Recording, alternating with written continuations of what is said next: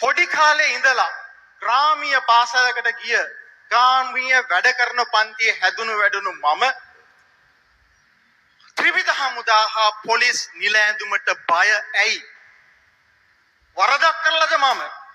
හාස්කමකින් දැන් මේ සභාගැබේ ඉන්න අයගේ ශරීරය වසාගෙන නිල ඇඳුම් මැවුනොත් මේ මහාචාර්ය මම පවා බය වෙනවා. මොහොතකින් ඔබේ ශරීරය වසාගෙන නිල ඇඳුම් ආවොත් තරජනයට, බයට, භීතියට මේ මහාචාර්ය මම පවාපත් වෙනවා. ඇයි එහෙම වෙන්නේ? පුනරුදයක් පිළිබඳ කතා කරන අපි මේ බය කොහෙන්ද එන්නේ කියන කාරණේ ගැන හිතන්නට අවශ්‍යයි. අපි හැදුනේ වැඩුනේ පොලිසිය සහ ත්‍රිවිධ හමුදාව අපේ ආරක්ෂාව සඳහා ඉන්න පිරිසක් නෙවෙයි කියලා හිතාගෙන.